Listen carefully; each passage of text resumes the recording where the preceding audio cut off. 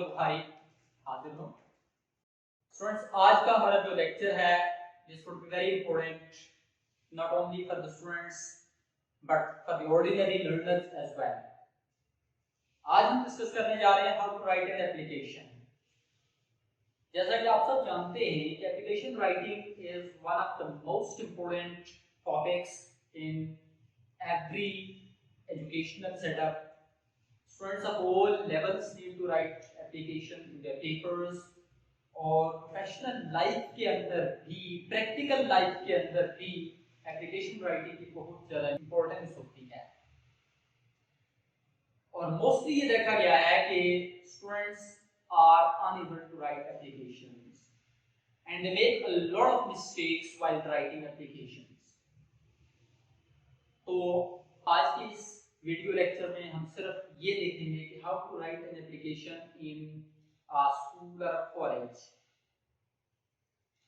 एक स्कूल के प्रिंसिपल को, कॉलेज के प्रिंसिपल को आपने एप्लीकेशन लिखनी है, तो how will you be writing that application, what are the practices and what is the right way to write an application.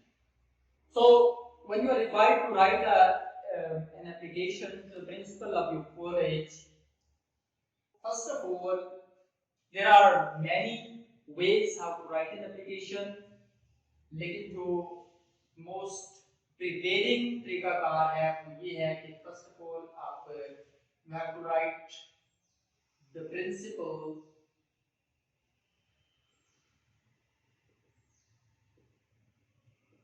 in the left corner, topmost corner of your application, your page. उसके बाद you have to put a comma. उसके बाद आप institution का नाम लिखेंगे, government और private college, और फिर कामा, और उसके बाद उस जगह का नाम कि जिस जगह पर वो कॉलेज मौजूद है।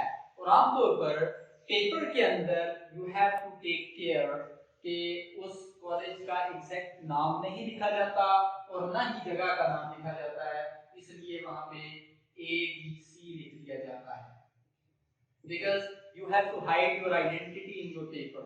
आप पेपर के अंदर अपनी आइडेंटिटी, अपनी असल लोकेशन शो नहीं कर सकते। अब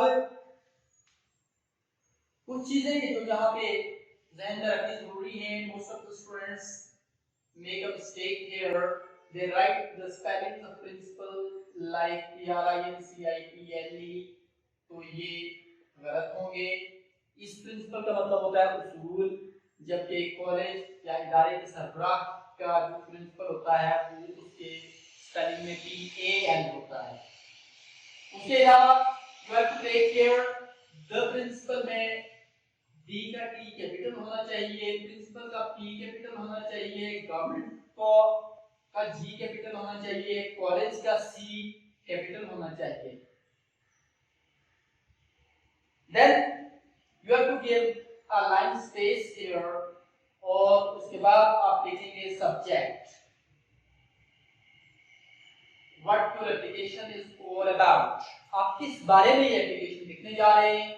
You have to write the subject over here, और फर्ज किया आपने एप्लीकेशन लिखनी है कॉलेज के प्रिंसिपल की तरफ, you want to take admission somewhere and you have to get character certificate, और आपने कैरेक्टर सर्टिफिकेट इशू करवाना है तो प्रिंसिपल साहब के नाम एप्लीकेशन लिखेंगे, तो आप लिखेंगे एप्लीकेशन फॉर issuance of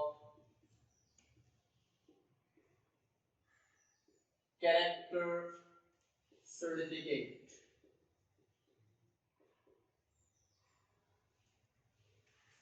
अब यहाँ पे हमें ये ख्याल रखना है कि एप्लीकेशन का एक कैपिटल होगा, क्योंकि ये फर्स्ट लेटर है, फर्स्ट वर्ड है, फॉर का सवाल लिखा है, इशुएंस का आई कैपिटल लिखा है, ऑफ का ओ अगेन स्मॉल है, कैरेक्टर और सर्टिफिकेट में सी कैपिटल्स हैं। अब ये क्यों कुछ लेटर्स कैपिटल लिखे कुछ स्मॉल लिखे, इसके लिए पास हमने पहले एक लेक्चर आप यहाँ हमारे चैनल पे देख सकते हैं, कंटेंट वर्ड्स और फंक्शन वर्ड्स में डिफरेंस के हवाले से, उसमें बड़ी डिटेल से इसको डिस्कस किया गया है। तो you have to take care about the writing of this subject in application. You have to be careful regarding the capitalization of the words. Next, इसके बाद आप लिखेंगे sir, उसके बाद कॉमा, और उसके बाद आप अपने एप्लीकेशन की मेन बॉडी की तरफ आ जाएं। उसके अंदर डिफरेंट प्रैक्टिसेस हैं। एक तो ये है कि यू कैन डू जंपिंग, कि यहाँ पे थोड़ा सा नया पैरा जहाँ से भी शुरू करेंगे तो थोड़ी सी स्पेस देंगे ताकि ये पता चल जाए कि यहाँ से नया पैरा शुरू हो रहा है और वहां से शुरू करेंगे। आप मैं एक सेंटेंस आपको बताई देता हूँ जो आप हर एक एप्लीकेशन में यूज कर सकते हैं, और वो ये है, फर्ज किया आप यहाँ से थोड़ी सी जगह स्पेस छोड़ के लिखना शुरू करते हैं। With respect to the subject cited above,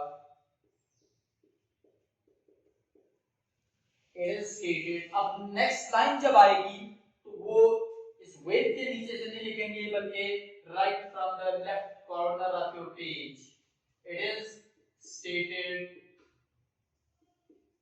that, उसके बाद according to the subject, according to the nature of the title or the topic, आप अपनी एप्लीकेशन की बॉडी को एक्सटेंड करेंगे।